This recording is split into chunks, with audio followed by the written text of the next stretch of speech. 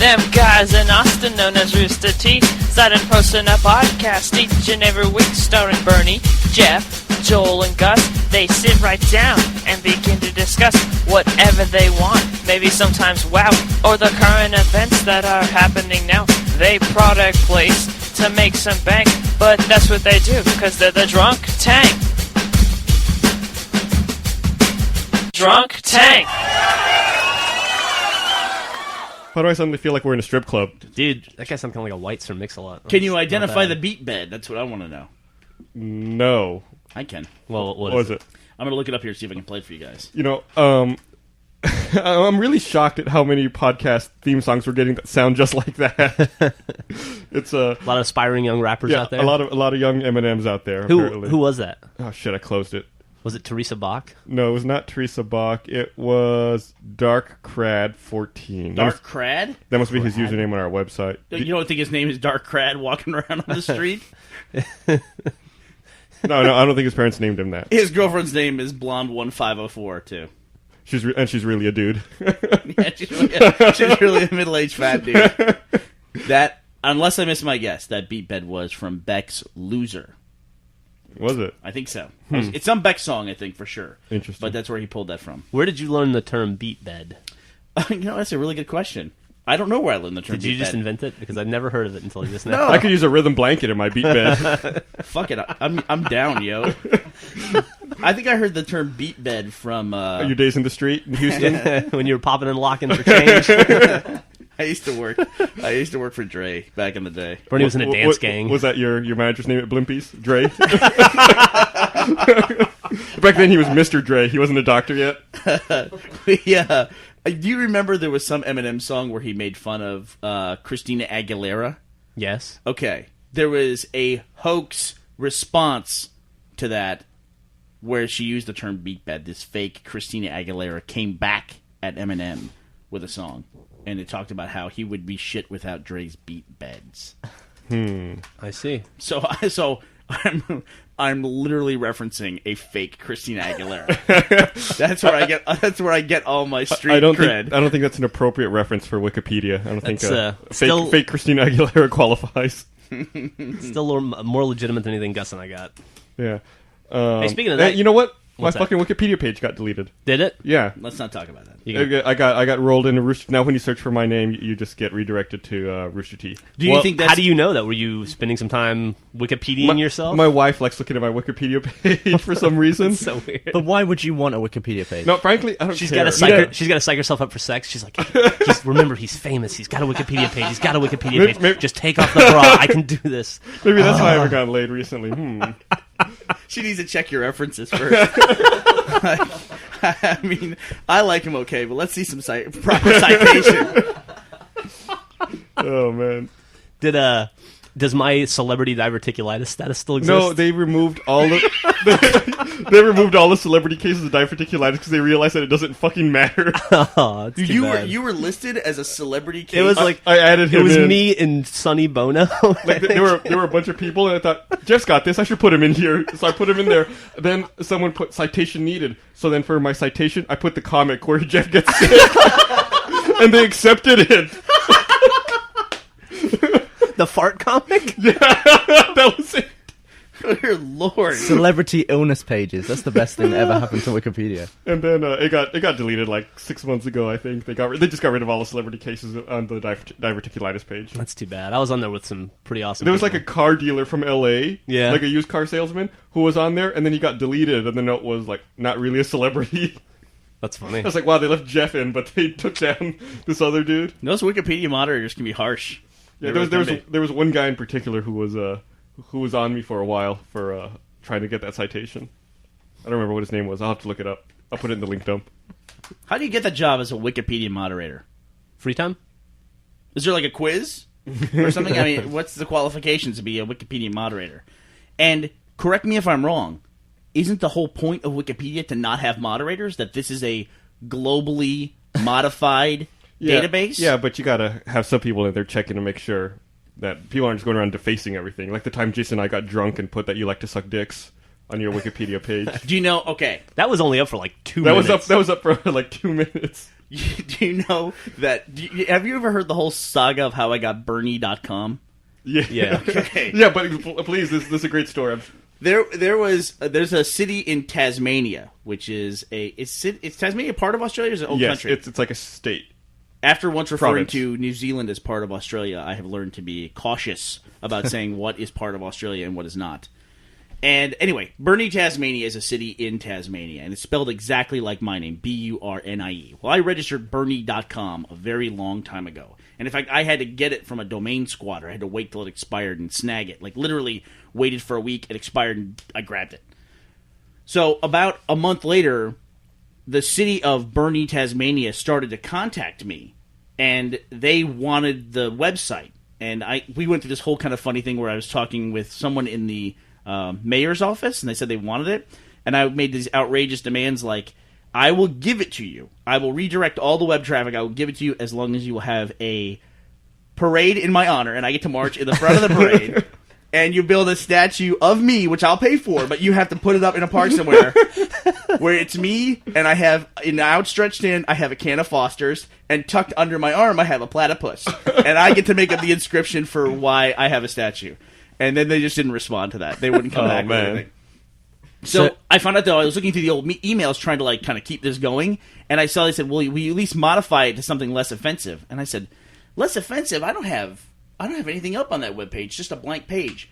Gus had modified it.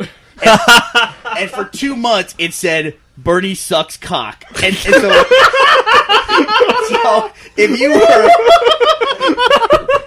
So if you lived in the city of Burnie, Tasmania, you got this horrible message every time you logged on to Bernie.com. When did you do that? It was back when we worked at the call center. I think it was Bernie had done something to one of my domains, and I got mad, and I had root on our web host, so I just changed Bernie.com to that. Was that back in the when he was fucking with Show Me the Monkey? Back in those days? Yeah. Okay. Oh, that was funny though. That was funny. Your little vandalism probably cost me my statue of the platypus, man.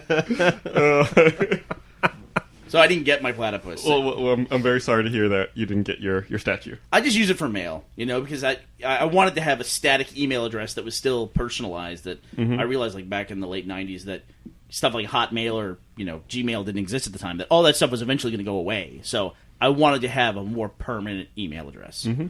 So I established Bernie.com. So what was Bernie.com before you had it? It was just a site, a park domain site. Which can anyone explain how those work on a business model level? Like, if you just park a popular name, and it's just a page of just random links, which is what I see most often, that are related to the name of the site, how do they make money from that? I don't know. How does anyone make money advertising on the internet? Probably just, fractions of a penny every time. But people can't possibly be paying, like, I want to go after this park domain eyeballs, Well, yeah, I'm sure it's just, people buying ads in bulk and just throwing them out wherever. Any place they can serve them. But it's just a list of links. It's not even like an advertisement. It's, I don't know if you've seen it, but there's some very sexy ads on roosterteeth.com. I heard that. Another Jeff is a celebrity thing. He's on some list of gamer celebrities. Yeah, mygamercard.net. And by the way, I don't know how I got on that. I had nothing to do with it. What rank are you on there now? Are you in the 20s? I'm in the 20s somewhere. Yeah.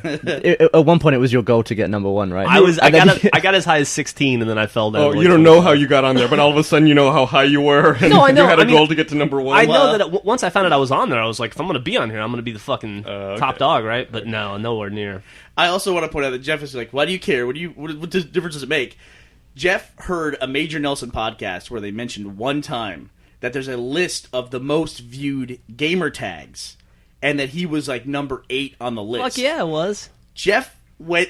He put his gamer card everywhere It's true, that you could possibly put it, like on our front page, and he went up so quickly that they just stopped putting out the list. Or do they still put it out now? I haven't seen it in a long time. Jeff ruined it for everybody. I'd like to think so. Had to game the system. Who was up at I number don't like one? game the system, but it was like Major Nelson or I don't know, E or Soldier Boy or one of those people. What, Major Nelson put out a list where he was top of the list? That seems odd to me. And cut that out. Yeah. Hey, so Speaking of Major Nelson, we'll be seeing him in 2 days. By the way, at the event that he was so nice to invite us to. I'm shocked. So you want to talk about PAX since we're going to PAX? Oh shit, that's tomorrow, isn't it? Yeah, Gus and I are getting up at, and you too, are getting up at fucking 4 a.m. tomorrow to fly to PAX. Is that the way that's going to work? Yeah. Yeah, our flight's at 6. Since Jeff and I are neighbors, I get to give him a ride tomorrow. Oh, really? Speaking of neighbors, before we get into PAX, let's talk about what your life is like since you bought a house for a little bit. It's been pretty miserable. I don't want to go through the whole rigmarole. Please do. We don't have enough Highlight podcasts. of my day if you go through that. But let's talk about the two things that happened to you yesterday. So, after I moved out of my old house, my wife doesn't drive. I should start with that. Can we talk about that, please? And why doesn't your wife drive? She doesn't like to drive. So she chooses not to. Yeah, she chooses not to. She Well, got a that's fair license, enough. but she doesn't. In drive. Gus's defense, she's Asian. I'm probably doing y'all a favor by keeping her off the road.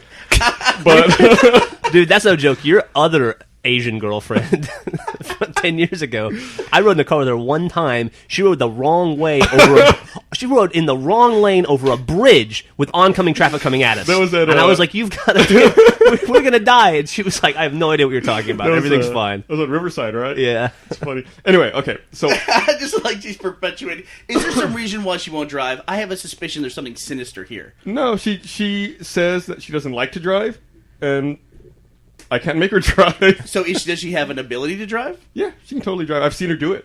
That's a fair point. That's no problem for me. She's not perpetuating the myth that Asian women can't drive. No. She can't. She's totally perpetuating What did it. that note, that secret note you wrote say, I've Ben? always- I couldn't read it. You said don't mention something? You didn't introduce yourself. Oh, we didn't introduce ourselves. Hey, I'm look Jeff. at us. We're getting notes from Mr. fucking first time sitting in the room. I'm Felicia Day. Oh, then I'm Bernie Burns. I'm Felicia Gay. Oh. Okay, let's get back to this. Yeah. And let's get Vino over there. Yeah. So. Is that the first time you've opened your fucking mouth this podcast? Hey. No, he's talked a couple times. All right. Let us talk. So, my car has been acting up, and the AC's broken in it. So when my mom found out that my AC was broken, she lent me one of her cars, and I've been driving that around. So I had two cars, and I'm the only one that can drive in my house. We moved out of my old house, and this created a problem. So I had to leave my car with the broken AC at the old house, and I've been driving this other car with AC. So last night I said, before PAX, got to go get the car. That was the second time. You should go back. I don't want to. This story will take forever. Okay. But anyway, so I said I got to go get the car that's broke with no AC at my old house. So I called Jeff. I was like, "Come with me. We'll get the cars." He's like, "Okay." We go down there. The car's been egged. Your car got egged? Yeah, there's like It got eggshells. seriously I mean, egged. Like, someone put like 18 eggs on my car because this thing it had an omelet on it. It's like my car was sunny side up. And so like, what the fuck is this? And like, there's eggshells. And we're like, oh, my car got egged. Okay. But was it just your car? Like Yeah, it was just my car. someone had gone and bought eggs to put on your car. Yeah. Now, why do you think they egged your car? Probably 'cause it's been sitting there for 3 weeks. Really? Just sitting there? Was it parked like... I moved it from one side of the street to the other once. But, Okay, apparently that wasn't enough But to stave off an egging. So we get down there. The car won't start because the battery's dead. So I've got one of those. So I've got one of those chargers you plug into like the cigarette lighters of each car, and it charges it up. That can't work. It worked. That's how I moved the car last time. It was dead, and we tried to jump it. We couldn't jump it, so I bought that charger. It worked. I moved it to the side of the street. So I bought, put it out there. Couldn't start it. So I'm like, motherfucker, what the hell's going on? So I don't know. I've got to go buy a new battery. I didn't do it. I was supposed to do it this morning, but I can't bring myself to do it. I'm so angry. Dude, I'd like to point out, though, that this is the second time Gus has called me and said, hey, help me move this car. And the first time we went out there, well, first off, he picks me up the first time. We go all the way over there, get there. Gus realizes, I don't have the keys for this car. So we had to drive all the way across town back to his house to get the keys, to go all the way back over there to find out the battery was dead. We spent 20, 30 minutes trying to jump it to no avail. This time when he calls me last night, he goes, I went and I charged the battery last week. I promise it'll work. I'm not going to waste your time. It's no big I'd deal. already charged it. I'd already moved it. I thought it'll Get out there, fucking dead. Why aren't you driving your own car? I don't understand. because the AC's broken up. I'm driving the car my mom let me. And it's been the hottest year in the history of Austin. Oh, okay. I'm sorry. I got stuck on the house thing with the AC thing. Okay, so you're not driving your car because your AC's busted. Right. And what kind of car are you driving with your mom's car? It's a Chevy Cobalt. What? I'm 31 years old, and I'm driving my mother's car. Which is... I mean, how much damage did they do to your car? Because, I mean, is it okay? Because you have a nice car. No. No, not anymore. It's a nice... Not as of yesterday. So what happened? How much damage was done to this thing? No, I mean, there's really no damage. It's just covered in an egg. So It's just a little yoky. so what is your mom driving? My mom has tons of cars, apparently. Oh, okay. How many? I don't know, but enough to give me one. So, okay. So, anyway, the other day on Saturday, I got a bill from the gas company, and I thought, this is weird. I just got a bill the other day. Why am I getting another bill? So I opened up this new bill, and it says final bill. Oh, good. Balance negative $28. No more bills. And I thought, well, that's weird. That shouldn't be my final bill. So I called the gas company, and their phone system's down, so they can't take my call. And this is for your new house. Right. So I thought, okay, I'll just call them on Monday. So I got home on Monday, and I checked my mail, and there was a check from the gas company for $28. And I thought, oh, shit, something's going wrong. So I called the gas company, and they say, oh, yeah, well, your service has been canceled. And I said, why? They said, oh, a new tenant activated service at that address. Uh-oh. And I said, new tenant? I bought this house 2 months ago. And I said, who activated service at this address? And they said, sorry, sir, we can't tell you because of privacy. And on a hunch, I said, I'm going to change her name. But I said, is it Peggy? And Peggy being the previous owner of the house. And they said, yes, that is the name of the person who activated service. And I said, what's going on here? And they said, well, on August 19th, Peggy called, and she said she wanted to activate service at this address effective August 24th. And I said, well, I'm still living here. I bought this house from her 2 months ago. And they said, well, sorry, sir. And I said, well, I need to get my name back on the account. I need this to be mine. She still holds the gas rights to the house? Yeah, and then they said, okay, well, we'll just need to charge you a $10 installation fee, and we can get it switched back over to your name. And I said, no, you're not going to charge me a $10 installation fee? And they said, well, it's a standard fee, sir. I said, I know it's a standard fee. I paid it already. It's a non-standard disconnection. Yeah, I said, I paid it already. You can't charge me to reconnect it again. They said, I can't do anything about it, sir. And I said, okay, I want to cancel everyone's gas on my street. And they said, what? I said, apparently anyone can cancel anyone's gas, so I'm canceling everyone's gas. And they said, hold on, sir. What would you have done if this had worked? Your neighbors would all hate you. They'd be like, sir, that's an excellent point. We'll get right on that. So they put me on hold for like 10 minutes. And they come back and they go, yeah, you don't need to pay the fee, sir. What a fucking... That's ridiculous. So did you find out why this Peggy lady's going after your gas? No, so I called... I called my realtor because I know she's still in contact with that other woman because I have no way to contact her. And I said, can you call her and ask her what the fuck is going on? Yeah? What'd they say? I don't know. Hopefully I'll find out today. Fuck that. Well, we won't get too far into it, but was it a good purchase? Yeah, the sale went fine. Okay. No hiccups, no problems. I seem to recall there was a story about you showing up to move in, and the lady was having second thoughts after closing. No, that was me. Jeff. Oh, that was you. Yeah, that was when Griffin came to move in 9 months pregnant, and the lady took one look at Griffin and kicked her out of the house and said she had to come back in 2 hours. She'd been in the house for like 20 years or something like that? And she started, and then like she came in a little bit later. She kept coming into the house after we closed. It was weird. But Griffin was painting the living room wall, and the lady just burst into tears and ran out. She's crying. Wow. Luckily, she didn't know about the old gas trick. She just shut you guys The best up. part about that is if you would have done nothing, Peggy'd be paying for your gas right now. I know. Maybe I'm stupid for calling the gas company. But Dude.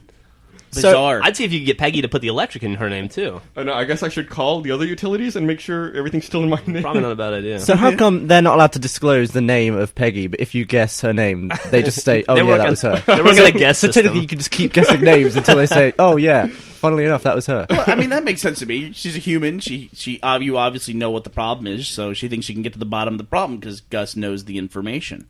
That makes sense to me. It's a flawed system. No, it's so, I like... and before I hung up, I was like, listen, I don't want this to happen again. Can we put like a password on my account or something? Do you think when they put you on hold to go talk to the manager, it was because they realized that you really could turn off the gas and everybody's...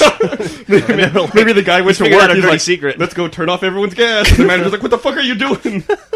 So I like that Gav's idea of a more perfect system would be that they turn Gus away without a solution. That's proper. Oh, no. Go. It's Is that what privacy customer first. service is like in England? It's the British way of thinking. Yeah. Do you have issues like this in the UK? I mean, you go through this stuff all the time. Well, you live with Mummy and Daddy, so do they have issues like this? I pay the bills. Do you? Yeah, my parents don't pay the bills. You got the skills to pay the bills? Sure. I've had a lot of trouble with, like, I've had a new phone. The phone I have now, I've had it for 18 months, and it's still registered to my old address, and I've called them a bunch of times. And they, at one point, thought somebody else owned the phone, and it's a mess. I don't even get bills for that phone. I have no idea how much I'm paying for my phone bill, because I don't see the bills, and I have no way to access them online. Well, if you don't get bills, you're not paying for it. I'm paying for it. It's direct debit. So, And so you can just look the at money the money is getting sucked out of my account every month for like various different amounts, and I have no way of seeing it unless I check my account. It's pretty bad, right? That's very bad. That's stupid. I'm gonna get an iPhone next. Congratulations. 3GS. Welcome to the club. You said, Gus, that you were disappointed with the iPhone 3GS camera Yes. over the iPhone 2. It or whatever doesn't it's called. seem like the pictures are 3 megapixels. I don't know if there's a setting I need to adjust, but when I take a picture, Are they the exact same size as the it's previous like iPhone? 800 by 600. That's not 3 megapixel, is it? No, we did that the day you got it. Yeah. That's the first thing you and I tested was to see the pictures that they're different, and they looked exactly the same as my regular old iPhone. Yeah, I mean, I can adjust where it's focusing, and that's cool, I guess, but the pictures don't seem high enough resolution to me. That's very disappointing.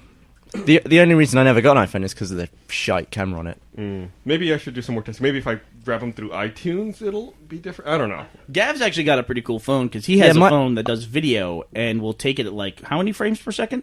Yeah, my phone can shoot at 120 frames a second. So basically 3.5 times slow motion. Yeah, depending on PAL or NTSC. Yeah, that's awesome. Yeah, it's pretty cool. It's you need to do it in a lot of light, otherwise it's dark. And very useful. I mean, I can't tell you how many times I've been out and wanted to take a slow motion video, much less just a regular old video. But it's with the video on the 3GS is pretty cool. Like being able to edit and trim the video down. That's pretty cool, but it is kind of blurry. Like I don't know if it adjusts the shutter speed depending on how much light is in the room. Yeah, but it does. It does. Mm-hmm. Okay. I guess every video I've seen has been in a quite dark room, so Probably. it's blur. It's okay, like you said, if you have tons of light, like Yeah. out in sunlight. I want to point something out and get away from this boring-ass conversation that we just got into.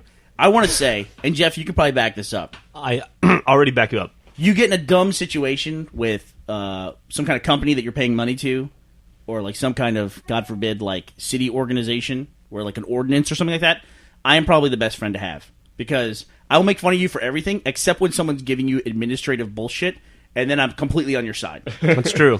Like Jeff went through something with his homeowner association. I'm like, yeah, fuck those people, fuck them all. I hate them because I hate people who have like this minuscule little bit of power via some like bureaucratic horse shit, and they eat your life up with forms and garbage. They just take away hours of your life, and there's nothing you can do about it. Last week I mentioned that Griffin and I were talking about the maintenance of an American life, and that's it. It's the overhead of just dealing with too many fucking rules, man. Yeah. You know, that's coming up in this discussion of healthcare and everything else, is they're now discussing the possibility of having a national sales tax for everybody. And it's like, oh, that makes sense. You pay your tax instead of having high income taxes, you just pay a national sales tax. As somebody who owns a business, I don't want to collect and pay another tax for everyone else anymore. I'm sick of that, Dude, man. we already do it enough. It's just not. It's people think it's invisible because they're just like, oh, I'm at a cash register and I just pay the tax. Well, there's a lot of effort that goes from that sales tax getting from that cash register to the government. You're Plus, absolutely we're right gonna about fucking end up paying the sales tax and be like, great, everything's good. Let's not lower income taxes after all. Oh, why would they? Then we're fucked. Then we're all living in California. I also Let's pay high property tax. Let's pay high sales tax. Let's pay high income tax. Fuck it. Why not? Why not? Let's have. We're I lucky. Why do I need money? I love new. It's creating problems. I got 18 eggs for free this week. I'm gonna go eat on my car for lunch. I love new homeowner Gus. God, I have been so angry for the last 3 months or so. Yeah, it's garbage, man. And then, speaking of bureaucratic shit, I wasted like an hour on hold when I moved to the new house because I was trying to add the electricity for the new that account to the website. You know, the City of Austin, you can pay utilities online. Oh yeah. I was trying to add it and it wouldn't work. It asked me for my account number, asked me for my social security number. It's like social security number's wrong. So I called. I spent an hour on the phone, and then finally they're like, "Oh, there's no social security number on your account." It's like, why the fuck isn't there one? I called you and set this up. I I already had a fucking account. I'm sure it actually went like this. Okay, well, let me give that to you. No. Gus gets angry when there's not somebody in his face. I've been losing it. I've been losing it lately. He can get pissy on the phone. Did you see that Shadow Complex is the best-selling single-player Xbox Live Arcade game? It's best Okay. selling single player Xbox Live Arcade game, which is What the fuck kind is of that, kind of a dubious honor, you know, because there aren't that many single player games. Right, and that's what they said. Well, in the write-up I read on Kotaku or Joystick, that's what they said. This Most is like are multiplayer This is like our show is the hottest new comedy on Thursday nights. at 7:30 on this network. Yeah. Of the new shows this fall. I mean, it's a great game. Don't get me wrong, but it sold 200,000 copies, which seems too low for how good that game is. Yeah, well, I mean, But it's only been out, 2 weeks, maybe? But it's like, can you name other single player? Bernie and I tried to do it yesterday. Can you name other single player only arcade games? The Penny Arcade games, Yeah, Pac-Man CE. Pac-Man CE was that single player? Well, then you could say Pac-Man, Miss Pac-Man, Pac-Man CE.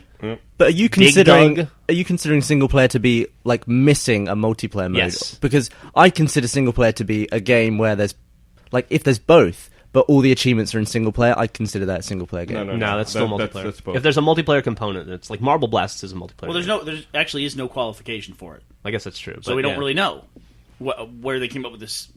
They released it on their own. It would just have to be. It would have to be a game with zero multiplayer. It's a great game, by the way. It's a fantastic game. When Gus was telling us about it, I was very standoffish about playing a side-scrolling 3D game, but I've actually finished it now, and I have all the achievements in it. I think it's a great game. yeah, I gotta catch think, up. I think it took me like 5.5 hours, 5 hours to finish it. And it didn't feel like I played for that long. Oh yeah, It feels like I could run through it again.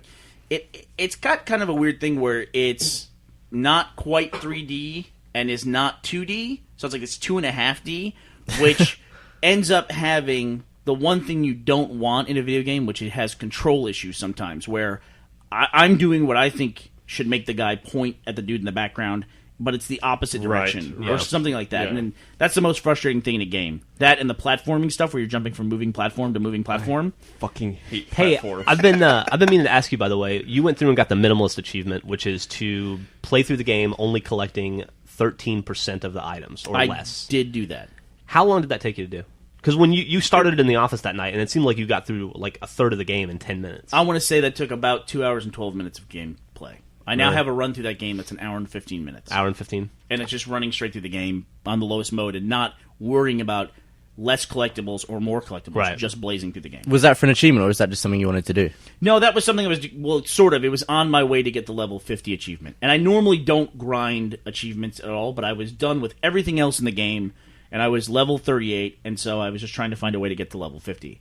And normally, in that case, I just walk away from the game, knowing that DLC will eventually come down the pipe at some point, and that I would just get level 50 during DLC play, which I should have done, but I was having fun. I like the game. It's a You're shame. assuming there will be DLC. Well, if it's a top-selling single-player arcade game in the month of November, during a lunar solstice, I'm sure they will make. Can DLC there be for it. DLC for an Xbox Live Arcade game like that? Yeah. Sure, more levels. You can get up to 250 achievement points. They can add another 50 in. You know what sucks about that? Is I just read that DICE has no plans to make any DLC for Battlefield 1943. Yeah, I wouldn't. I heard about that. I wouldn't. That's too bad. I'd Not make even another more- game. Not even more maps or anything? I wouldn't. They're already making another game. They're making Bad Company 2. But I don't know. It was kind of a one-off kind of a thing anyway. I think I also heard that the PC version of 1943 got pushed to next year. Yeah, it's true. It was supposed to come out September this month, but I guess they said they're having trouble porting the Frostbite engine to the PC. You can do a thing on Xbox Live Arcade where you go to Game Marketplace, go to Arcade, search by all titles, so you get every title. And then you can sort your search by bestsellers. So you can actually see the sales ranks of every game in Xbox Live Arcade.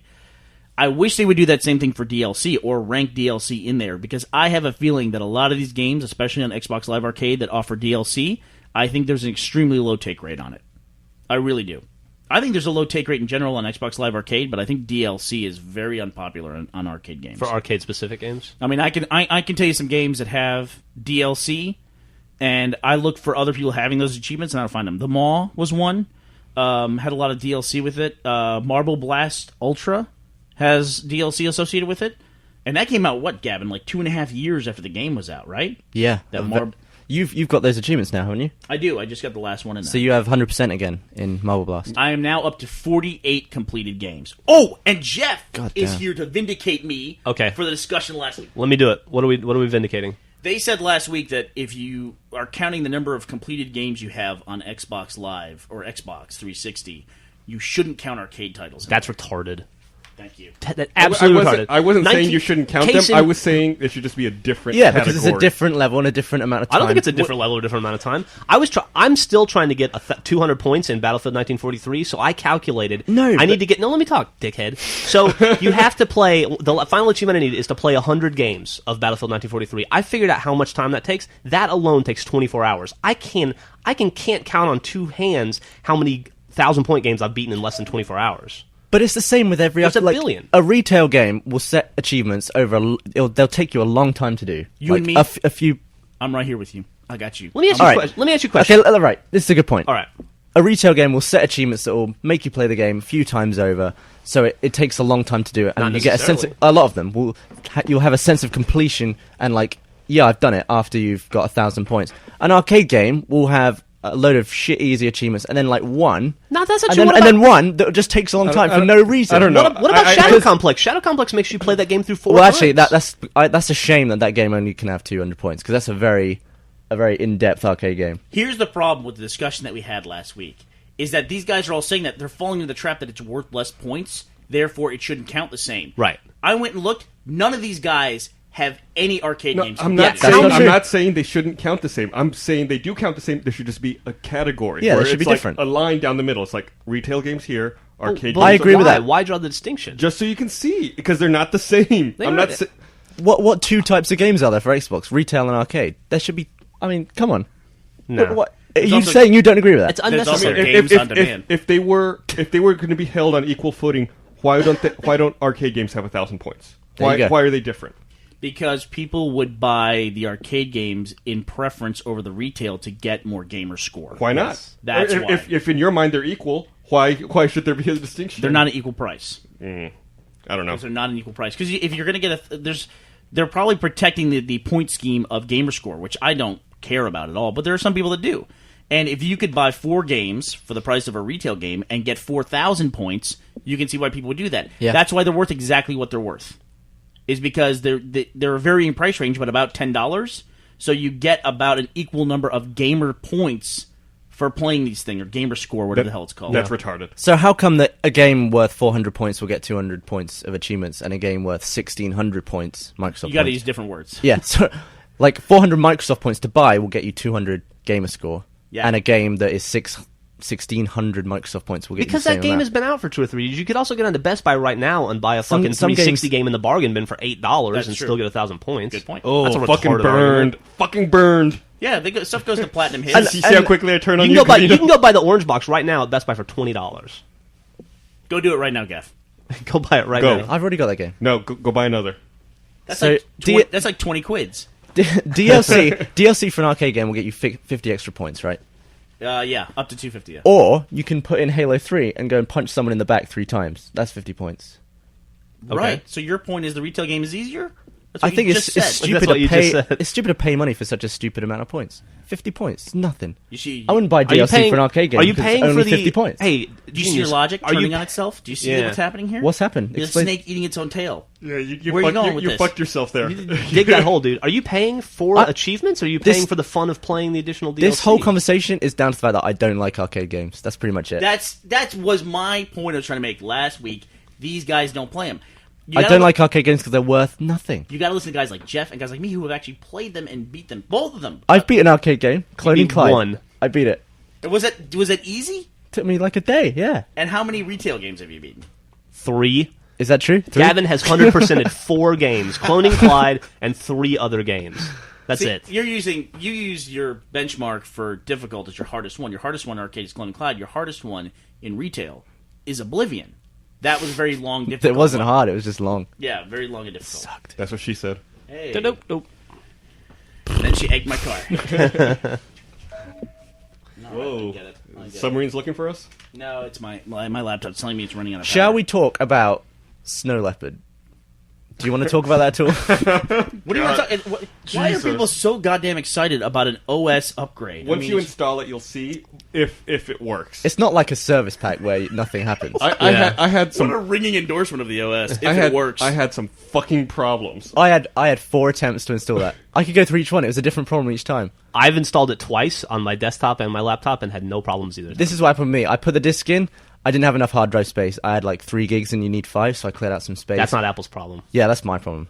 And then I put the disk in, it started installing. Then it stopped and rebooted, and I had 2 gigs left. So it had installed something, but I didn't know where, and I couldn't install it again. So I had to re-delete some more stuff. Then it rebooted and didn't complete the installation because the disk was dirty. And then in the end, I gave up and it spat the disk out. I was like, fuck this, I'm going home. And I opened my laptop again, and it had installed. I opened it up and it was like, here's Snow Leopard. I didn't even think it worked, but it did. It took me 4 goes. And it's great. It's a speed machine. With me, I was upgrading from Leopard. I put the disk in, double-clicked to do the install, and it started installing. Went through like the progress bar. So it was like the install was like 35% done. Then it said error. Then it spit the disk out and rebooted. Yeah. I was like, that's weird. Then my laptop wouldn't boot up anymore to the desktop. So then I had to put the disk back in. I tried to do the upgrade again. It said error again. Spit the disk back out. So then I had to I put the installer back in. I had to use disk utility and format my hard drive God to damn. totally erase everything. And then I did a fresh install and it worked. And then I had a Time Machine backup, so I just restored from my Time Machine backup, so everything worked. So if you reformat your drive and then get everything back from a Time Machine backup, do you actually lose anything? No, I didn't lose anything. So it's just like nothing happened. Mhm. That's Like awesome. right before I did the install, I did one final Time Machine backup to be safe. Yeah. Which thank God I did. I'd have been so How fucking mad. how do you get the disk out of a MacBook? Because the disk was stuck in my MacBook for about 20 minutes. I was just there hitting eject over and over again. I was having a conversation, just tapping it. In 20 minutes, it came out. I Like, guess is that's there how a you do shortcut to get it out? No. Not that I know Tweezers, of. I guess. Tweezers. But no, ever since, I did have some installation difficulties, but since then it's been great. It's a hell of a lot faster, freed up a ton of disk space. Yeah. I think I got like 10 or 12 gigs freed up. Did you really? Yeah. I feel like I lost this space. I don't know how. I'm like the only one. I swear I had 80 gigs free when I started the install, and now I have 72 gigs. Was it on your desktop? My laptop. Your laptop? I don't know. I could be wrong about that. I may have misread it, but I was almost positive that's what I had. So weird. But it doesn't matter because it's super fast now, and Safari is fucking a speed demon. It's awesome. Right? Speed demon. Speed demon? You should join us, Bernie. You should upgrade. I have upgraded. I actually installed it. I just don't have anything to say about an OS upgrade. I will say, though, the way that Gavin said the disc was dirty, it's kind of hot. Is it okay to say that? No. Say it again. Say it again. Come on. I'm not saying it. Look at me when you say it, though. Rewind the podcast to hear that again. You can be the drunk tank's Come on. hot for words. Say it again. Say it once for me. Say it for the girls in the audience. And the girls in this room. Come on. Dirty. How is that? Can you say it with your shirt off? That's for the ladies. My shirt is off. Gross. Here, take a drink out of this soda. Now say it while you gargle. Speaking of which, I want a drink. Gross. I'll be right back. I'm going to drink. I'll take one too. Hey, I'll take a big red. Diet Dr. Pepper, please. let's talk shit about him when. All right. Gavin, you don't get a drink. Hey, I need a big red. It's the only reason I like being in this country. Oh, are you the one who's been drinking the Big Red? Yeah, big red. I think I had like 3 of them yesterday. I had one. How far outside of Texas can you get Big Red? Like how what's its reach? I don't know. Big Red. I'll have to ask Wikipedia after this podcast to figure it out. Let's just hope the Big Red Corporation never pissed off any Wikipedia moderators. I wonder what celebrity cases of Big Red are. Yeah. Thanks, man. Thank you, sir. We've already broken Gus's no food rule for me in the podcast. Jesus. I'm sorry. If you're gonna drink, just drink away from the microphone. If you think Big Red is food, you actually are becoming an American. Hey, speaking of food, we took Gavin and Ben this weekend to the Salt Lick, which is a very popular, very famous barbecue restaurant southwest of Austin. And Gav ate his body weight in barbecue and then spent the next 2 days throwing up. It was awesome. Gav The ate food- 4 pounds of barbecue. The food was so delicious, I didn't get full. I just kept eating until I could feel the food stopping higher and higher up inside my chest. my And I was God. like, I should stop eating. And then Griffin and Jeff both gave me their dessert, so I had a pie and some cobbler. Hey, let me answer this question right now. Griffin, we had a little fight about it. Griffin had the pecan pie, and I had the blackberry cobbler. Which one was better? They were both equally good. You're a sissy. And they both came out first. The blackberry cobbler is best out there. It's an unbelievable. That was funny. I liked this. They both came out first. And yeah, so I threw up a lot to the point where I was completely empty. And then I drank a glass of water and had some Pepto-Bismol, which is great, by the way. It tastes great. And then I threw up some pink water. Nice. So. You know, I once went to the Salt Lick about 10 years ago. I remember this. And we were all out there eating, and for some reason, I was the only person who ate the beans. I don't know why. Beans are good. No one else wanted to eat the beans. I had some. And then later that night, I got back to my apartment, and I got really sick. I guess I had food poisoning. And I ran to the bathroom, and I threw up a lot. I remember as I was throwing up, I felt a whole bean, like an unchewed bean, come up out of my nose and land in the toilet. And I remember it was the most pleasant throwing up experience I've ever had because like the barbecue sauce was so good that like it still tasted good coming back up. Fucking A, dude. This is worse than the death video segment you had to cut last week. He was so excited about it, he called me like 10 minutes later and was like, I think I've got food poisoning. I'm so sick. I shit a bean out my nose. It was delicious. Yeah, like the bathroom smelled fantastic. It smelled like the barbecue sauce, and like the toilet looked like the barbecue sauce. It was Good awesome. Lord, dude. Yeah, I was gonna say, but because none of the food I ate had actually reached my stomach yet, it was just untouched. Like in the night, I woke up and threw up in one of my t-shirts because I stay up in Jeff's loft in his little outhouse, and there's no bathroom in there. So I was like, shit, I'm gonna throw up. I don't want to throw up on the bed or on the carpet. So I grabbed a t-shirt, I climbed down the ladder as I was throwing up into this t-shirt. Threw it outside. In the morning, I went to like go and clean it off. It was just mashed potato. It looked like just someone had put mashed potato in one of my t-shirts. All right. Wow. Bernie is mortified. This is worse than the discussion we had a few weeks ago about all the nerdy lightsaber stuff. Hey, I think Bernie's just upset that we've been wasting food. let me ask you a question, Pukey. Perfectly good food's being thrown on the ground. All right, you recovered What nicely. what was the best thing at Salt Lake? The problem is now discounting the dessert. The The problem is sauce. this. Now that Yeah. I just laughed at a joke that Gus made at the end of that. Now he'll keep the whole fucking segment in. Yeah. Just to get to that one. It was joke. validation. Yeah. He won't be able to give it up. Or he'll include just a joke with no reference to any previous conversation. Hey, when you edit the podcast, you can do what you want. It's true.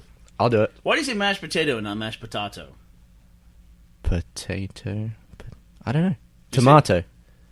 So you would say mashed tomatoes? Well, I wouldn't say tomato because that just sounds weird, right? Coming from me. But you say potato? Potato. Yeah. Oh, it's all falling apart. Fucking inconsistent. Are you even British? Lies are coming out. Aluminium. Why do you say aluminum? You spell it aluminum, right? Yeah. Sometimes. Do you spell it sodium or do you spell it sodium? We spell the... Potassium or potassium? How do they all work? Aluminum ends in N-U-M. Sodium ends in I-U-M, you idiot. So does aluminium. It ends in IUM. Aluminium. Yeah, No. He's right. The element is aluminium, but what we use on like aluminum foil, it's actually Oh, spelled that aluminum. makes sense. Sorry, Gus, I was wrong. What you have makes more sense. That's getting cut from the podcast. Cut any references of me being right about anything. Yeah, as long as you laugh at his joke, he'll leave the part about him being wrong. Hey, so should we get back and actually talk about PAX? We were going to do that like Oh, an fuck. hour ago. Yeah. Well, maybe we should talk about, since we're on topics of news and vomiting and all that stuff, maybe we should talk about Disney buying Marvel first, Oh, we can definitely talk about that. since that's kind of a... So Disney bought Marvel. What do you think about that? You know, I was thinking about that last night before I went to bed. And $4 billion. I think Marvel should have got more money. I think Disney Yeah, should have I think paid more. Disney got a fucking good deal, right? Yeah, because I was $4 thinking, I was billion. like, well, you know, as I started in my head trying to think about it. Iron Man came out last year and made, over $300 million. Spider-Man. Well, just going off of that, you know, 12 $300 million movies, they made their money back. It's kind of weird, though, because Marvel then also, they have separate deals where they publish all that through, like, Paramount makes the lion's share of, what is it, Iron Man, right? Right. Sony gets all the Spider-Man money, and I think Warner Brothers is X-Men? X-Men is through someone else as well. And so they already have all these deals in place. They were talking about it in NPR yesterday, that Disney won't immediately see the benefits of all those because they're going to have to wait till all those deals can be restructured until they can, all the A material has already Right. been licensed out to other distribution methods. I mean, they'll still get some money because Marvel will still get their cut, but it's not the immediate slam dunk that you think it is. I mean, but they're going to have that. They'll also have, you know, video game sales as well. Oh, absolutely, man. Marvel's video game sales do And really well. I don't know if anyone still buys them, but they might have comic sales as well. Somewhere in that mix. I think the comics for Marvel are just an incubator for, like, to figure out which video game and movie to make at this point, really. And that's where they make all their cash. I think Disney got a good deal. I think that company should have been worth a lot more. Yeah, I agree. What do you think, Bernie? Well, I'm curious now how much of, like, what percentage of the modern American characters does Disney now own? Fuck, it's a lot, right? I mean, if you take Disney and they have Pixar and now they have Marvel, is it is it overestimating to say they have about 40% of the original modern day American characters? I don't know. I mean, so Marvel has 5,000 characters in their lineup. That's a lot. It's like, well, how There's a lot many- of crap in there too, but yeah. I mean, they basically have every superhero that anyone gives a shit about, except for Batman and Superman. But here's what I keep coming back to when I think about it. It sounds cool because we all know the name Disney, we all know the name Marvel, but like, what's your best vision for what's going to come out of this? Like a Pixar Avengers movie? That doesn't even sound right. No, I think that I don't know that you'll see anything new come out of it. What I read was that essentially Marvel's going to benefit just from Disney's global reach and be able to expand into other markets, and then Disney will just benefit by that on the other end. But I don't know that you'll see a lot of, like, I don't think you're going to see Peter Pan and Iron Man team up. Well, or anything. here's something else to think about. Like, I don't think they'll take Marvel into a younger direction. But remember, at Comic-Con, we saw that that game based on that cartoon that's coming out. Yeah. With like all the Marvel, like the small Marvel superheroes living in the superhero city, and all the villains living in the villain city next door, and That was they awesome. fight. I wonder if we'll see more stuff like that now. We that, might. You know, with Disney trying to skew to a younger audience. Also, I guess a big reason why Disney bought Marvel is that the one area that they lack in is like the teenage male audience. They've got girls locked down with all the fairy shit, and then like the Jonas Brothers and Hannah Montana. Oh, you're talking about Disney and does. all that. But yeah, Disney doesn't have a good in with young boys. And well, that sounded kind of creepy. Yeah, whoa. But Hey, Gavino, say but dirty. this is going to give them that. You know? Don't do it. Well, when you say stuff like Marvel's going to benefit from Disney's global reach, I keep hearing stuff like that, and I just want to say, hasn't anybody heard of the goddamn internet No, at this I know. point? I know. Like, if Iron Man was going to be popular in Japan, wouldn't they have picked him up by now? I guess it's just distribution deals. I don't know. Is that what it is? Yeah. I mean, I get frustrated by that. Like, I've been reading online. I read a lot of other people who make online content, and there was somebody who made the weirdest statement. Just kind of threw it out there in a blog or Twitter or something like that, where they said, "I just wrapped up shooting my new web series pilot.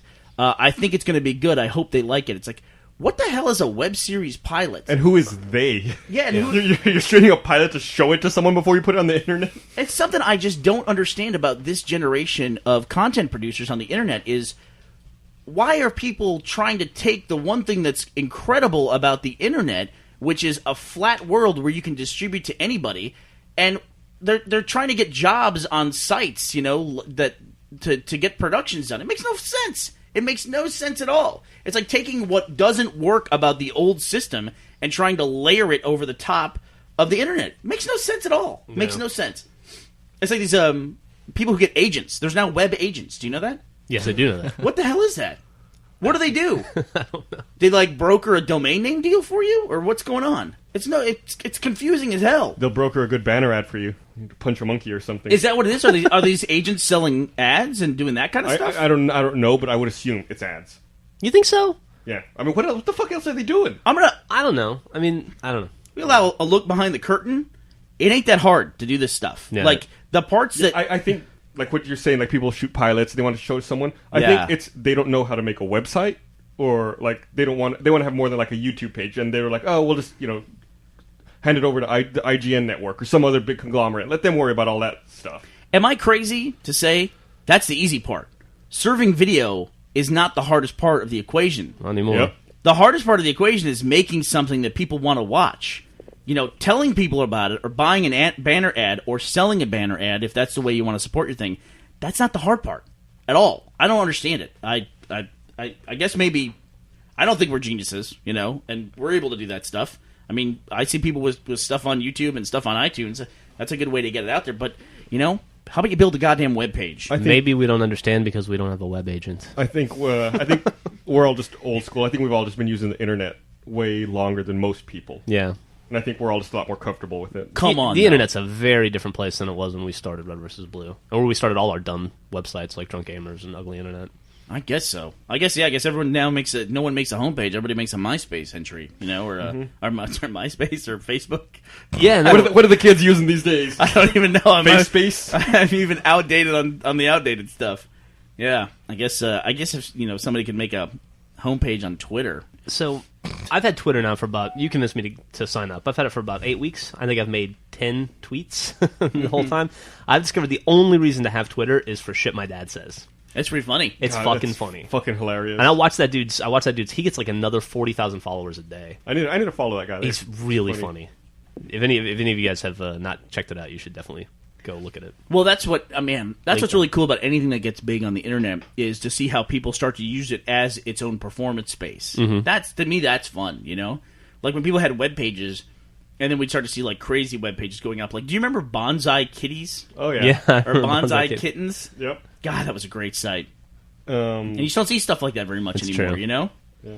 And so it's cool to see like a feed on Twitter like shit my dad says because it's entertaining unto itself. Yep. You know, it's not people telling you constantly how entertaining they are. So Fuck, I brought the conversation down. Dude, how'd this happen? So we got PAX coming up. The event runs Friday to Sunday. We'll be in booth 3012, which I believe is in the parking lot. 30-12. Okay, so at PAX, are any of you guys on panels at PAX? Just the Rooster Teeth one. And that is what time? 6 p.m. Saturday. And for the PAX panel, we've got 3 videos to show. We definitely have 2 done, and we're working on a 3rd one. Yeah. Yeah. We haven't locked it down 100% yet. So, and they're all very cool videos. Are they? I think so. I think Awesome. so. Well, you know the live action one we're showing. Yeah, I do. I'm Yeah. excited about that one. Yeah, and then we got an episode of Red vs. Blue, which should be exciting. Let's hope so. If Gavin can get off his ass and finish it. And then Start it. and then another special video. Last year was PAX was the first place we showed the RVB animated project, Yes, So. indeed. which is an ever ongoing development. Yes. It's a much longer process to do stuff for television than it is for the web. I don't think we're going to show animated again at PAX, are we? Since We might showed it we might last just year? have it playing at Playing the at a booth. booth? Yeah, if you guys want, if they hadn't seen it, they can come by the booth and see the animated concept piece that we did. We can't really show anything else right now, but we can show the concept piece because that's been cleared. But everything else, I don't know. Maybe we'll talk to our web agent and see what he has to say about that. So what PAX is it? Is this the 6th PAX? What happened? Well, how did this- Seriously, what we happened? were having a great podcast going on here, and then everything just fell apart. What happened? All of a sudden, nobody's got anything to talk about. Hey, this is the 6th PAX, Gus. That's what you were about to say, right? Yeah, is We've it? been to every single PAX. Yeah. What was Yeah, your favorite we so have been far? to every PAX. I think my favorite was the last one in Maidenbower, which I think was PAX number 3. Yeah. Because it was so fucking crowded, like you couldn't move anywhere. And that's the year that they had the ball, and they have the All Hail Ball shirt because of it. Oh, yeah. I don't know if anybody saw that besides me. I don't know what the ball or all hail ball is. I like the... You know, Maidenbower had like on that bottom floor was kind of open. Yeah. And everyone was sitting there. I guess like everyone was waiting for a concert, and like no one could move because it was so crowded. And then someone just dropped like a beach ball from the top floor, and that was ball. Oh, Everyone started chanting "All Hail Ball." wow! I must have missed that part of PAX folklore. It was really weird. I think the first one might be my favorite just because that was when the hall stayed open 24 hours and kids were just asleep everywhere all over the place. And stealing banners. stealing shit. Jesus. That was nuts. The problem with that is where I set my mind that PAX is the stinkiest con that we go to. Oh, man. Because that first year, Really? nobody left, and so people really started to smell ripe. The gaming rooms with the PCs were the worst. Like, because they would like you would walk back over there in that direction in the main bower, and it's like I don't know, there wasn't ventilation or air wasn't circulating back there, and then people had been sitting there because it was open 24 hours. People would not move from those seats, and it fucking stank back there. Gross. You But- couldn't get within 50 feet of the door without smelling it. It was pretty bad. They fixed that shit real fast, though. You don't have Yeah, that- stink problems anymore. Not a problem anymore. Yeah, nope. not an They're issue. sold out this year. They sold out? Yeah, you cannot get a badge for PAX now. How many badges did they sell? I don't know. Do you know? I don't know. What was the attendance last year? It was 58,000, I think? 58,500 was the official attendance? I don't remember, but I think this year they expanded the space that they're using over Yeah. last year as well. Like now they're using the entire convention center, and they still sold out. They, So- they sold out this past weekend. Is this the first year to sell out? No, No. it's sold out at Maidenbower. It's the first year to sell out at the new location. Okay. Wow. It just gets bigger and bigger and bigger. So, what do the Penny Arcade guys actually do at PAX? They have panels. Is that They it? roll around on giant mountains of money. Yeah. No, Gabe and Tycho are amazing in front of a crowd. It's like a weird skill that they have that they don't really get to showcase that often. But if you watch them at like Child's Play for the auction or any of their panels at PAX, they are unbelievably eloquent in front of a crowd. Funny. They're whenever they do the charity dinner auctions, they're always fucking on fire. Yep. Yeah. It's really amazing. And then we should go to Child's Play dinner again this year because we haven't been for like the last 2 years. At least I haven't been the Let's last go. 2 years. So All right. Gus, book the plane tickets. We're going. Seattle, here we come. See you there. So, are there any exclusives at PAX, gaming-wise? They're gonna. I think it'll be the first time that you'll be able to see Knights of the Old Republic. No, not Knights of the Old Republic. Star Wars: The Old Republic. Star Wars: The Old Republic. The new Left 4 Dead map is going to be shown there. Left 4 Dead 2. Left 4 Dead 2 map is going to be shown there. I don't know what other exclusives are going on. There's a bunch of other stuff, though, I think. Yeah, there's a bunch of other stuff. Like, there'll be StarCraft 2 playable. Last year, Bethesda had that awesome Fallout setup with the trailer and all the... That's so cool. Yeah, all the dummies. Yeah, and you could go inside and play Fallout last year before it came out. That was There'll be tons of fucking games great. that you can play before, they came out. It's cool. You That's think really Mass cool. Effect 2 will be there? I don't know. Well, if they're showing the Old Republic, you'd think they would show Mass Effect 2, right? That has a launch date. That's coming out way sooner. I started playing Mass Effect, again, just because I want to finish it before Mass Effect 2 comes out. I don't know anything about that storyline at all. Are you enjoying it? It's okay. Yeah. I mean, I don't want to be... I'm early on, and, I kind of bashed Shadow Complex and Fallout 3 when I had just started playing them, and I don't want to make that same mistake again with Mass Effect. But I'm getting into it. It's taking a little bit more time. So, did you play it before and then stop, or is this the first time you're going through it? I have played it before and stopped. I had to restart because I didn't remember anything about Mass Effect. I've watched people play that, and it looks... Which is the biggest game on Xbox? Like, physically the biggest area in a game? Oblivion, I think. Well, I think we Yeah. just talked about one where they had the biggest environment ever. Got a Guinness Book of World Record for that, didn't they? That was Fuel? Fuel, Yeah. was that it? Fuel, yeah. That's a racing game. But that was, I don't know if it was the biggest environment or biggest racing environment. I can't remember. But Oblivion is supposedly twice as big as Fallout 3. And Fallout 3 is fucking huge. So It is how huge. long would it take to walk from the furthest edges of Oblivion? Has anyone done that? You tell us. You played the game. I don't remember anything about the game. I can tell That's you that miserable. in Fuel, there's an achievement to get from the top left corner of the map to the bottom right corner, and then another one to get from the top right corner to the bottom left corner, and they estimate that takes like 2 to 3 hours of driving. Oh my god. Forget about it. You got to do it continuously? Yeah. You mean you have to sit there and do it? Yeah, you had to sit there and do it. You got to drive. Wow. Get from point A to point B. Wow, I'm not doing that. It's kind of a cool achievement, but I don't know. I don't know if I like that. I wonder how long do you think it would take to walk in Fallout, Bernie, from like the same thing, from the far upper left of the map to the far lower right? Man, I don't know. It'd take a good long while.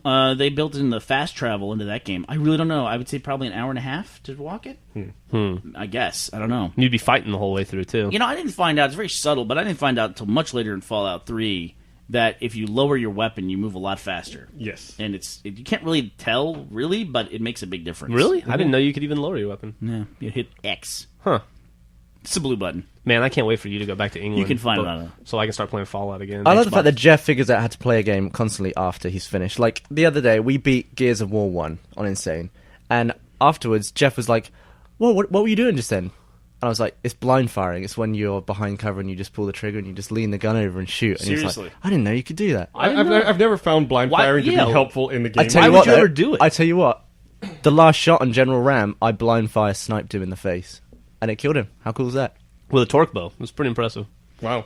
It is true that I can't believe that actually happened to you again, because that happens all It the happens a time to you. lot. It happened in Crackdown when you didn't know you could lock onto Because people. I'm impatient, and I don't like to go through tutorials or fucking... so you end up playing the any game of for twice as long because you didn't have to do it. In his Yeah. defense, Bernie did not know how to fire more than once in Fallout 3. That's Yeah, true, that's and it true. changed You were the like game for level me. 10 or 11 before you discovered that. Yeah, you'll notice I was level 10 or 11, not level 50, where you usually find out stuff like that.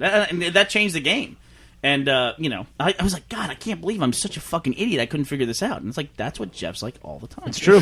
This is what it's like. That being Welcome to said, Jeff's world. that being said, when I played Fallout and they taught me about VATS, I paid attention. Do you and know? learned. You know what I did? I actually killed there's some like roach tutorial, and I killed the roach like on the first shot, and so I didn't queue up more than one thing. So you're saying you're so good, and that's why you're stupid. Yeah, I'm better than So the good skill he's level dumb. that's required to finish the tutorial. I'm better than that. That's what I can say that with confidence. But that's what I'm thinking about Mass Effect. I think there's something fundamental about Mass Effect that I don't understand how it's played. But once again, we're talking about old games, But I'm only playing it because Mass Effect 2 is about to come When out. does Mass Effect 2 come out? Is it October? Does it come out this year? I don't know. I don't know. I have no idea. A very cool thing about Mass Effect 2 is that the lead of cinematics is a guy who was very big in the machinima world. Is still big, but he's obviously got a full-time job doing cinematics for BioWare now. Paul Marino, a guy who was very helpful to us in our early days of machinima. He ran the Academy of Machinima Arts and Sciences. Yep. If you're friends with him, you can call him Pimo. Pimo. Pimo. And he lives in Austin now. Not that we ever see him because he works like 22 hours a day on Mass Yeah, Effect. if you follow him on Twitter, his Twitters are constantly at work. Like, I swear, he must get to work at 4 a.m. and then leave work at 2 a.m. Yep. Yeah. Man, people who make video games, they work very, very, very hard. Very hard. Yeah, no doubt. And he's always like rendering or doing software, waiting for software or doing something. And Yeah. it's insane the amount of work. One thing I'm hoping that'll happen is, video game revenues start to climb, is that they will just expand the number of people who work on these games. You know what? I read yesterday that... Oh, fuck. I'm going to say this without citing an exact source, but someone at EA was talking about how much more it costs to make games these days.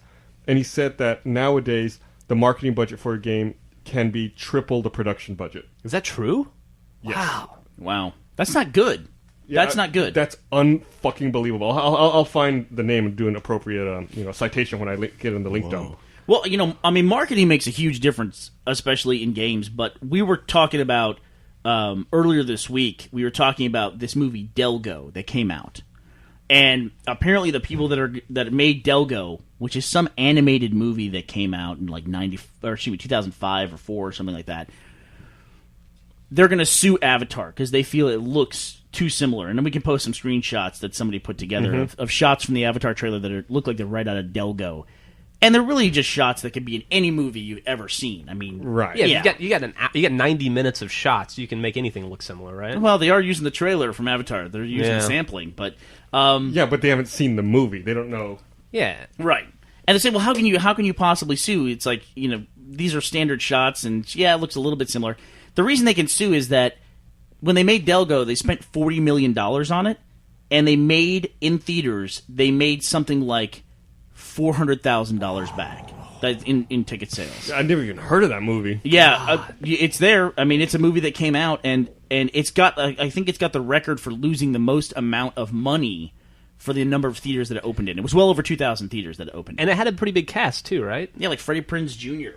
And it's like, if you've lost $40 million on a project, you'll sue anybody you can. Oh, at that absolutely, point. yeah. I mean, when you invest in a movie, you think, well, we'll get back 50% of our money, maybe, or 10% of our money, perhaps.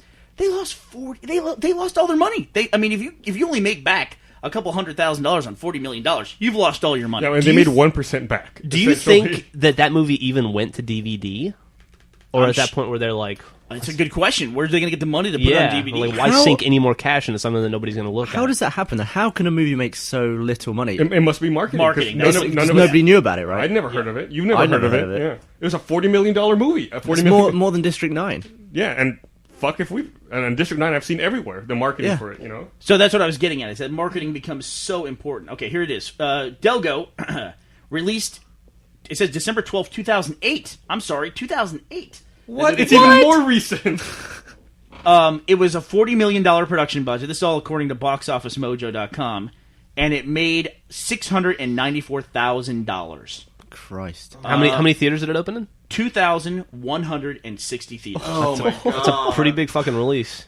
So it made like 8 cents a theater. So did they just literally put it in the movie theaters and then say, well, that's it? It made a $237 average per theater. Oh god. I mean, you can do the quick math on that, divide that by 8. It's like 40 people per theater per weekend. How long was it in That's theaters like 2 for? people for screening. What? How long was it in theaters for? Can't imagine long. I mean, that's a 2,000 theater release. They're dropping it out of stuff fast.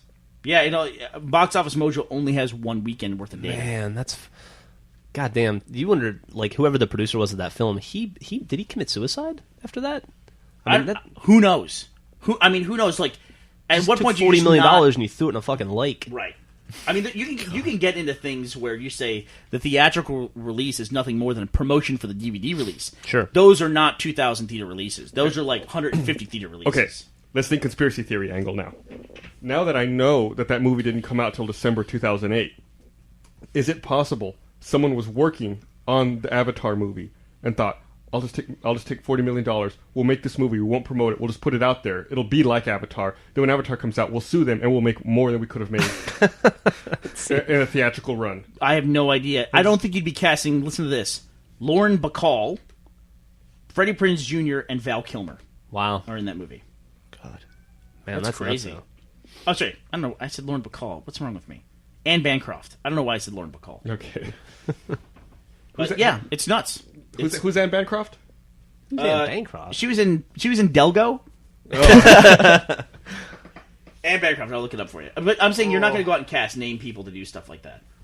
And I look it up on IMDb now too. But marketing's a big deal. So what I'm hoping for is that as games grow and games make a ton more money, they can add in more people, and God forbid, have games come out faster.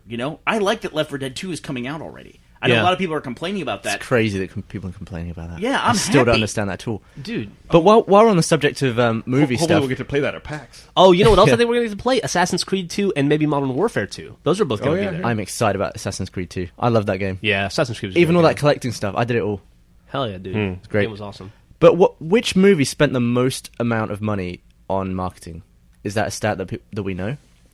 A lot of times they hide it. Yeah, We just read something about that. What was it, Harry Potter? Oh, I don't know. I didn't read anything. Fuck, I can't read. Anne Bancroft, you know her best as Mrs. Robinson from The Graduate. That's why you recognize the name, probably. Look up the production. dead, right? Can you look up not dead. Can you look up the new Harry Potter movie on Box Office Mojo, Bernie? I seem to remember something about Harry Potter costing like close to $1 billion between the money they spent on it and the production and then advertising. And why do you need to advertise the new Harry Potter movie? Like Dude, number I 6? don't know. People aren't going to watch number 6? I haven't seen it yet. Really? Yeah, I want to. I'm a huge Harry Potter fan. I just haven't had the time. It's a big deal with a lot of contracts is that marketing money is a big, big deal. Yeah. But Harry Potter also, I think it's made $300 million in the U.S. and then like another $800 million overseas. A lot of it is so self-serving, though, too. You will never see any more movie billboards than you will in Los Angeles. Yep. Every other billboard in Los Angeles is a movie. Yeah, the first time I went to LA, I was shocked. I never thought about that until I went there for the first time, 10 years ago, whenever it was. Every billboard. You're not kidding. Yep. I remember at the time I went, Moulin Rouge was about to open. Every fucking billboard was a Moulin Rouge billboard. Yeah. Yeah. You will see movies advertised in Los Angeles that you don't even know existed until you showed up there. Movies and TV shows and God knows what else. Yeah, and that's so self-serving. They want to see their own billboards up, Yeah, they want to see their own billboards, and they want their competition to see the billboards. And Can we do a quick analysis on numbers real quick? Sure. Okay.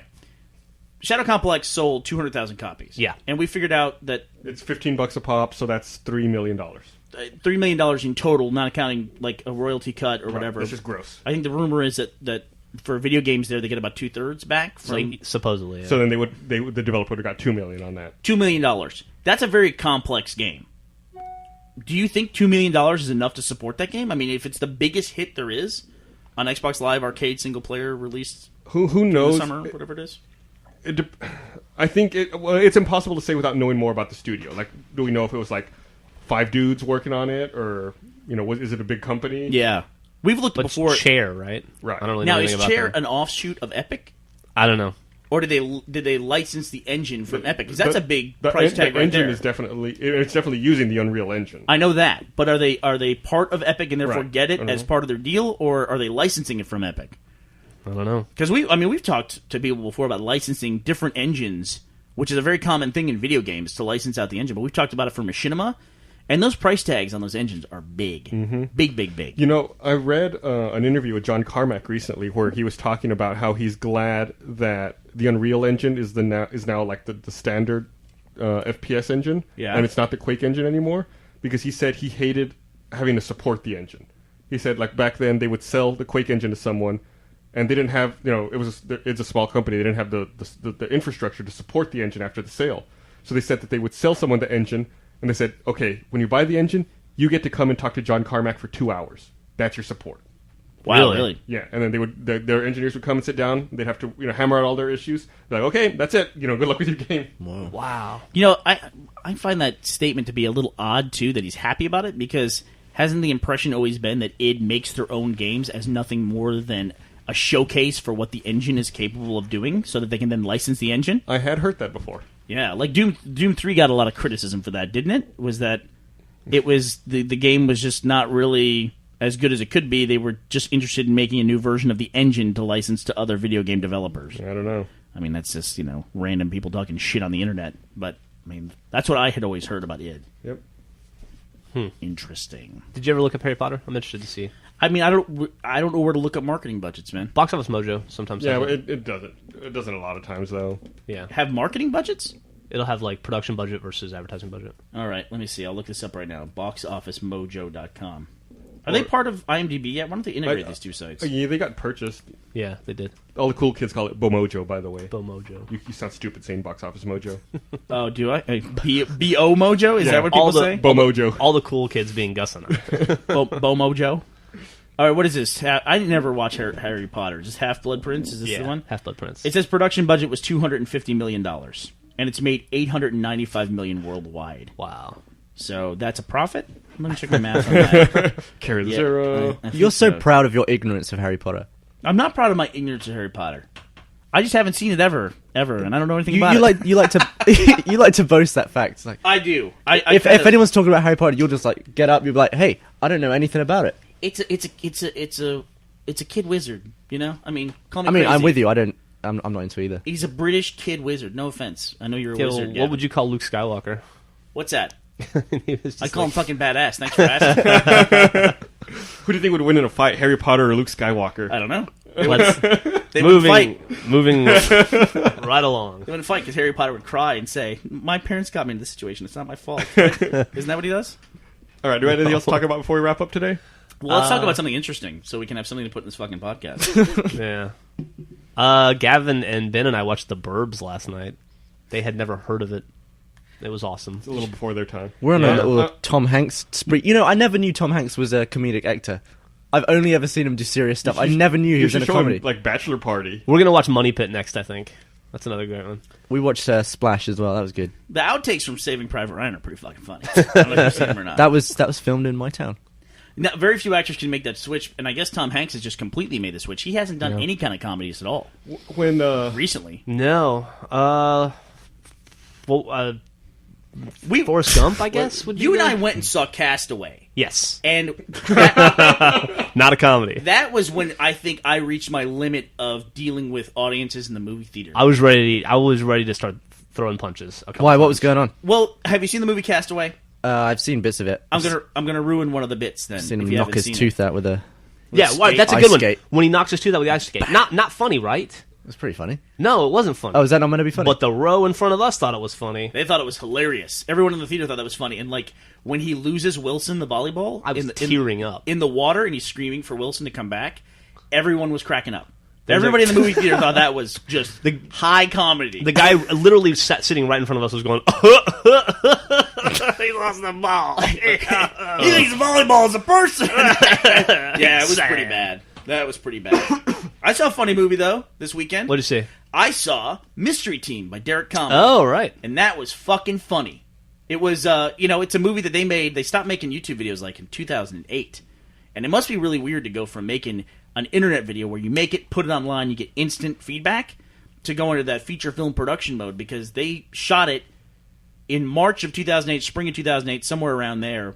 Like which- 3 months before we started Reconstruction. Exactly. So did they just disappear from the face of the internet? And were they just like, be right back, we're doing a movie? Well, you know, I mean, people are still watching their videos, you know? I mean, I don't know how people are keeping up with... Not everyone releases stuff on a weekly basis. That's not their MO. You know, some people just put out, like, one thing a month anyway. That's such a long cycle, though. I can't imagine. I mean, we're so used to the instant feedback and, like, making something and having it up that day. I can't fathom, like... Even DVD production, which takes us about 4 weeks, 5 weeks, feels Right. unbearably long to me. Well, I mean, even Red vs. Blue, which is essentially we make, like, a movie a year. Yeah. We get feedback in 5-minute chunks, you know? It's not like we're working on something behind closed doors for 9 months at a time or a year at a time and saying... Boy, I really hope we're heading in the right direction with this thing. Yeah, you I know? hope this is this funny? I can't remember anymore. We did this part 8 months ago. Yeah, it was funny when we wrote it, you know. Maybe we should take in all those references to Michael Jackson. I'm the Juggernaut, bitch. Just isn't as funny as it used to be. But it was great. Derek, Mystery Team's great. I don't know what kind of release it's going to get. They're doing but, like a college tour kind of thing, right? That's the smart thing to do, I Yeah, think. yeah. So I think they're. If you live in a big college town, chances are it'll end up in your local theater. It's if you liked Super Troopers by Broken Lizard, I think the people who liked Super Troopers will like this, you know. And I was a fan of Derek comedy already, so I went in as a fan, and I had a great time. It's also hard not to like a movie at the Alamo Drafthouse. It's usually such a good environment, you know. Yeah, I saw it at the Alamo, which is badass theater. That's literally a block away from us. Yeah. They're making a bowling alley, those Alamo guys. Are they really? They're making a bowling alley down on South Lamar. Is it Ali Moe's? I don't know. Is that what it's? They have those shirts. They have those shirts. That's Yeah. why. I think it's called Highball. Huh. Highball bowling lanes, and it's like, it's cool because you get to eat dinner while you watch a movie. But the coolest thing about it is these guys know how to program a theater. Yeah. They get just awesome movies. Like, you can't see Mystery Team anywhere else in the United States right now, but you can see it at the Alamo. Yeah. You know? Pretty awesome. The world premiere of the new Star Trek movie was at the Alamo. Austin gets a lot of really cool premieres because of the Alamo. And then, and they go out of their way to do really cool stuff. Like, even when they just had opening night for Iron Man, they had a dude in the parking lot flying around on a jetpack that they That hired. was so much fun. It was loud, It dude. was loud. That was fucking terrifying. What do you mean flying around at what? Like a what? They had a dude come out with a fucking real life jetpack, dude, and he was dressed up like Iron Man. Horrible costume. Horrible So costume. great. And he flew from like one end of the parking lot to the other, and it sounded like a jet was taking off. And What? So it was a real jetpack. Yeah. yeah. It was like compressed air or something. He can That was fly. crazy. He can fly for like 15 seconds at a time. And then remember awesome. when Transformers came out, they hired the big Truckosaurus. Oh yeah, yeah, They yeah. closed off the parking lot and had Truckosaurus come and like demolish a car. yeah. And they have like David Lynch marathons where in between the movies they have midgets come out and dance and wrestle each other and stuff, just like really absurd stuff like They that. just do something fun for every movie. Like, you could go, like, on any given night, you could watch The Jerk, and they'll serve you pizza in a cup. Like, it doesn't have to be, Yeah. like, the biggest thing in the world, but it'll be something cool and referential to the film that'll make sense. Like, when they show Blue Velvet, they have free Pabst Blue Ribbon for everybody. Yeah. Yeah. When I saw Shaft there, everyone got a 40 of Old English. Yeah. at the bag, door. right? Yeah. Yeah. And then they had when they did what's the Steve Zissou movie? Oh, Life Aquatic? Life Aquatic, and they gave everyone a red toque, and so everyone in the audience is wearing a red hat in the picture, like they're part of. I can see myself in that picture. If we ever go together, I'll point out where I am. Did you guys see that there together? I didn't go that to that. I didn't go. He went. I, you I went? went on my own. Oh, man. You saw a movie on your jealous. own. Yeah. Hey, does Wes Anderson have a movie coming out anytime soon? Fabulous Mr. Fox that he and... Oh, right. It's a cartoon, right? And it's him and that other... The dude that wrote Squid and the Whale, Noah Baumbach. Oh, cool. Yeah. That's a good movie. Man. It's a- Yeah, it's a different kind of movie. It's but a good movie. It's a good movie, man. If you want to watch the, like, textbook failure of an American relationship. Yeah, family, it's pretty yeah. cool, man. It's pretty cool. It was a good Jeff movie, though. Daniels is a good actor. I mean, he's done some really cool stuff in the last few years. Dumb and Dumber comes to mind. No, yeah, I know. That's Such what you a think good of, movie. right? No, yeah, no, I Squid and the do Whale's think awesome. he's a great actor, yeah. The arachnophobia. That's obscure. You know what he was really good in Terms of Endearment? I don't know if you guys ever saw that. I didn't know he was in that. Yeah, my mom made me watch that movie like 1,000 times when I was a kid. Yeah, that was like I think when I was just kind of reaching the point where I realized the Oscars were something cool, but they weren't necessarily movies you wanted to watch. Yeah. And that's when I remember that coming out. Can I say this? Where the Wild Things Are is coming out, and Spike Jonze is probably one of the best guys to get that movie and direct it. Yeah. There's part of me that wishes that had ended up in the hands of Wes Anderson. I like Wes Anderson's like childlike wonderment stuff. I think a little bit better than Spike Jonze's. There's a bigger part of me that wishes that movie wasn't made. Really? Why is that? It's like a 15-page children's book. So, I don't see how it's going to translate into a 90-minute feature. they'll make a cool story out of it. We'll see. I mean, Why not make an original story about an island filled with monsters? Why take a 15-page fucking book? I don't know. maybe he had a good web agent. It's Spike Jonze. It'll be good. It'll be fun. I I do agree with your Wes Anderson thing, though. That guy's got such a unique aesthetic that's like, I don't know. It's really Yeah. cool to watch. Like, did you guys ever see Darjeeling Limited? Nope. Nope. Man, you should see that movie. Didn't do well, critical failure, but just gorgeous. And it's just like, he just does whatever that is, he does so well. It's really fun to watch. I watched Hotel Chevalier to see Natalie Portman naked. That's Hotel about Chevalier, I wasn't that How'd impressed. that work out for you? it. Disappointing. Yeah. There was something I saw recently where Mr. Skin put out the top 100 nude celebrities or top 100 nude scenes of all time. What, from movies? What was number one? Was the Fast Times at Ridgemont High. Phoebe Cates? Phoebe Cates, Yeah. yeah. And then number 2 was something, I think it was like the Jessica Biel in that stripper movie she just did. Oh, really? But yeah, but I gotta. How does Mr. Skin stay in business? How does that site do that? How can they take clips from movies and put them on their website and sell access to them? And they've been doing this for now 10 years, 12 years? Yeah, unbelievable. I read about it somewhere a couple years ago, and the answer is like it's really just like he doesn't have the right to do it, but nobody's stopping him, right? Yeah, and they send him clips. They send him clips because they see it as good promotion, I guess, right? That's something. Yeah, wasn't he on Stern? Didn't he talk about it on Stern? Yeah, it's one of those things. It's probably one of those things where he started doing it long enough ago that he just kind of became entrenched in the internet, and it was before people started to realize this kind of stuff, and he just got grandfathered in, you know? You probably couldn't start a site like Mr. Skin right now. There's no such thing as grandfather I don't in. know. I don't know. What does that mean? It's like, well, they killed. I mean, he's people already been months doing it. ago. He's been doing it for so long. He's so successful. Nobody's sued him yet. Why stir the pot? I guess so. I mean, know? I guess. I mean, unless everyone's going to do it all at once. Here, this is bad. Number 100 on the list was Christina Ricci in Black Snake Moan. I would have put that probably. I've still never seen that. I saw that at the Draft House. I got so drunk. I saw that at the Draft House too, as part of that 24-hour film festival.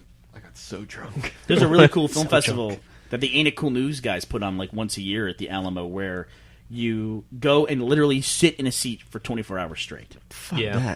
that. Is that fun? The first 8 hours are. Yeah, and then it's like, oh, And I've wanted to go. I just never do. But I hear that they have movies to try to make you go to sleep in the middle of the night.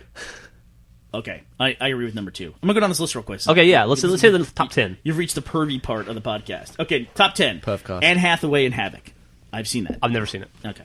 That's number 10? Anne Hathaway's hot. Yeah. Alyssa Milano in Embrace the Vampire. Absolutely. I've seen clips from that. But Eva Green in The Dreamers. Don't know what that is. wait, whoa. No, yeah, dude, that's a hot. I've seen that movie. She's fucking awesome in that film. Oh, yeah? Yeah, that's worth seeing. She looks hot in the picture. Yeah, she's She's like in a that Bond movie. curvy, dark-haired chick. See, it looks like an old like period piece. Yeah, it takes place in France in like the 50s or 60s during those. There was like those French riots about college or some shit. That's what that I movie's about. thought we were talking about boobs. Why are we talking? Well, anyway, French college riots. and then she fucks a lot in it. If I was going to replace that with something else, I would have done probably Uma Thurman in Dangerous Liaisons. Also hot, but you should see that movie. All right. Before you. Holly Berry in Swordfish. Never about that. saw it. Kelly Preston in Mischief. Kelly Preston's gorgeous. Never man. saw it. She's absolutely gorgeous. Marissa Tomei in Before the Devil Knows You're Dead. Never saw it. Never saw it either. Jessica Biel, Powder Blue. We're at number 4. Never saw it. No. Jessica Biel. Number 3 is Sharon Stone in Basic Instinct. That's like the whole movie. Yeah. Number 2, Angelina Jolie in Gia. Oh fuck yeah. Which, if you've never seen Gia, is an awesome movie. And I've come to find out the other hot naked girl in that is the chick from Lost. Yeah, dude. How awesome is that? Which chick from Lost? Juliet. What? Yeah. I'm watching that movie tonight. That's just like the huge tit makeout movie. Jesus. Whoa. Man, I've got a boner. And then number 1 That's is a- Phoebe Cates in Fast Times at Ridgemont High. Which Now, is it's a great scene. just so we're not complete pigs, and to give something for the female members of the audience. Gavin, you want to say dirty again one more time? I'm not gonna do it. Rewind. You have to do it. Rewind to. I wonder what the best male nude scene of all time is. So, let's. No. Let's have a little equality here. I would say probably if you're gonna. Not Jason Segel and fucking Forgetting Sarah Marshall. There I was a lot of unexpected cock I in would that movie. imagine that women really like those Ocean's 11 movies. Somebody's going to see those. There's no dicks in those though, are there? Well, I don't think women When- are all wanting to see new dicks. I and don't know stuff. about that. Probably not. Dicks What are kind of about- gross. What How about Dr. Manhattan? Probably. Oh, there you go. Yeah, Dr. Or, Manhattan didn't get a big like. There weren't a bunch of women going back. to Bruce go see it. Willis showed his wiener in Color of Night. Oh, he did? Yeah. What Whoa. about How Boogie was it? Nights? Boogie Nights. Yeah, that was a good one. How about Harvey Keitel and Bad Lieutenant? Oh, That's not always that one. good. There was a Or, spot the- of penis in 28 Days Later, right at the What beginning. about the Simpsons movie? Simpsons movie. Bart's dick. What about Nah. what was the Brokeback Mountain? Those dudes were naked, right? Yeah, see, that's not driving that stuff. I don't think. You know what I mean? Yeah. I think like when I think of like women, like what the equivalent of like women porn is I think like Titanic. I was thinking checkbooks and credit cards. Take it easy. Take Whoa. it easy. We're trying to have a little balance, and here Trouble you are at home, Gus? going crazy. All right, we gotta cut this. We're like at an hour and a half. 300 would probably be a big one. 300. There you go. Even my wife was into that. My wife, I yeah. would bet. Yeah. Hey, Gus, I sneezed earlier and it didn't smell of anything. Did it? I sneezed. We had this discussion. We have to bring this up now. I'm trying to end the podcast Why trying to end the podcast? because we're at an hour and Why a half. don't you cut all the boring Okay. shit in the middle and make it up? Okay, well, this is me talking. I'll cut something you said earlier then. Okay. So I can fit this in. You can cut the bit where I said dirty. Yeah. Oh, shit, I said it again. So we were talking here in the It's a office. Swallow. How do you Sorry, swallow man. that fucking loud? How do you do it? I always get mad at him for that. So none of you guys have stinky sneezes. Am I the only one who has stinky No, sneezes? dude. No, Should we- no should such we- thing. Should I preface how this came up? Yes, please. Okay. I like to find weird ass stuff on the internet, like weird medical stuff is something I like to find. Like weird like chiropractic adjustments. Yeah, that's stuff like your. that. Everybody has one weird thing. That's your weird thing. I like to find weird medical stuff, like tonsil stones and weird crap. Throat rocks. so gross. I came across this community of people on the internet. They were like on some Yahoo group where they're concerned because they have stinky sneezes. Don't laugh. This is serious. You all should not be laughing. They were concerned because they have stinky sneezes. And this is like a weird offshoot of like the Morgellons group. There's this weird thing called Morgellons where people think that they have a parasite that makes fibers all over their body. I'm fascinated by these people. I'm absolutely fascinated by them. And somehow through them I found the stinky sneezes people. They think that because their sneezes smell, they have a stinky smell to them, that they're being invaded by some kind of like fungus and they think they're contagious. I brought this up in conversation and Gus said, I have stinky sneezes. Yeah, you all have never smelled them, but I do have stinky I sneezes. have. I've smelled your stinky Jeff sneeze. smelled it once. And I had a stinky sneeze. I right before I went to your house last night. But anyway, not all my sneezes are stinky, but only sometimes are they stinky. How can a sneeze smell? It makes no sense. And usually if it's going to be stinky, the chances are greater it'll be stinky in the morning versus later in the day. Are we talking like... But it can happen later in the day because it happened right before I went to Jeff's house at 8 Dude, p.m. last night. I'm going to tell you one time. This is like 9 years ago. Gus and I were driving to a store to pick something up for work. Yeah, this is the first time I was ever... By the way, this story, that was the first time I was ever aware that my sneeze stank. We were driving, and we had to turn around in a parking lot, and something happened, and it smelled so bad that we both thought we hit a bloated dead animal, and we couldn't get the stink off the car.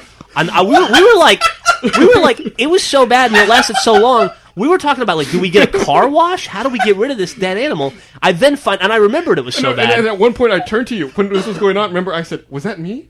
I said, I was like, "Did that smell come out of me when I sneezed?" And then Gus admitted to me a couple weeks ago that it was his stinky sneeze, and that he just let me think it was a dead animal all these years. Well, at the time, I didn't know it was my sneeze. That was the first time I'd ever had a stinky sneeze. But it was special bad. Yeah, and then my wife never had stinky sneezes. And now she does. So she caught them off you. Yeah. I love the fact that you can sneeze, but you don't smell it on the way out. No, I don't smell it, but Because- the second I'm done sneezing, I smell it. Because that's why I asked you. World? So is it something like... what could it be? I don't know. I've never read anything about it on the internet. But It's gotta I be always thought bacterial It was or like fungal something, or something. bacteria It's up like in my roadkill. sinuses. Because that's why I asked you whether you sneeze through your nose or mouth. Because if you sneeze through your nose, surely you'd smell it as it came out. I sneezed through my mouth. Yeah. My nose isn't... Even my huge nose isn't big enough to accommodate my Gus-style sneezes. Well, now, a big thing that I like to read is like the conspiracy stuff where people think there's something being hidden from them. And these people in this community are great because they say, I talked to my doctor about it, and they refuse to recognize it. And I see doctors and nurses talking and like saying, no, shaking their heads that this couldn't possibly be true. Is this what you have experienced from the medical community? I've never talked to a doctor about it, but after we talked, I did some searching online for it, and there's people who are constantly posting, like, I'm a doctor, I'm a nurse, this is impossible, this can't be happening. This, in your imagination, it's not. Which is why you should sneeze into a bag and open it in front of a doctor's face. Yeah, I'll sneeze for you guys one of these days. If I have a stinky sneeze, I'll call you over to my desk. Dude, I'm not coming over. I don't want it. Let me know so I can take a break and go outside for a while. Well, if you smell it, you've got it. You fart without warning. So you're What is fucked. this bodily function podcast? Hey, let me read you Morgellons real quick so you get a All feel right, for let's hear this it. like, crazy stuff I love to find. Morgellons, also called Morgellons disease or maybe it's Morgellons syndrome, is a name given in 2002 by Maria Leitado to a proposed condition characterized by a range of cutaneous skin symptoms, including crawling, biting, and stinging sensations, finding fibers on or under the skin, and persistent skin lesions. If you're, by the way, a hypochondriac, do not read this stuff because you'll go crazy. And it's people who like find these black, like they say they're almost like metal fibers growing out of their body. What? Yeah, and they find them and they freak that they That would freak be out. awesome. Listen, if you're suffering from this, you should see a doctor absolutely. But it's, I'd collect I up- think the accepted opinion is that it's a mental condition and not a Good physical Lord. condition. That's Wow. really disturbing. But there's whole websites dedicated to. Are there any pictures of This. people who have scraped bits of metal off their skin? all over YouTube? All over. There's pictures. and there's I'd videos. collect that shit up out of the bottom of the shower and I'd sell it. It must be valuable. Recycling. Aluminum. Conspiracy theories. Here's some self-identified. Morgellons sufferers and conspiracy theorists provide their own origin hypothesis. Perhaps it is caused by chemical spills or even alien abductions. On a radio program called Coast to Coast. Art Bell? Okay, stop me when it sounds weird. Popular among people who live Who believe in UFOs and ghosts. A New Mexico doctor reports that a former CIA agent told him the disease was caused by the French. A botched government experiment, he says, contaminated the water. All Evian drinkers are at risk. Which, by the way, I don't want to lose our Evian endorsement. You know, it's probably that might be unsubstantiated. You know who drinks a lot of Evian? Evian goes so well in my Maybach. Ben. It's going to happen to you, buddy. You're at risk. You're gonna get metal fibers growing. Yeah. Buddy. Okay, Sweet. Anything else before we wrap up? I don't think so. Come check us out at PAX. Yeah, check us out at PAX. We got 3 new videos to show at PAX. Come see us. Buy some shit. Bring this podcast by the booth. We'll sign it. Gus wants a hug. All right. Thanks for listening, everyone. Ta-ta. Bye. Bye.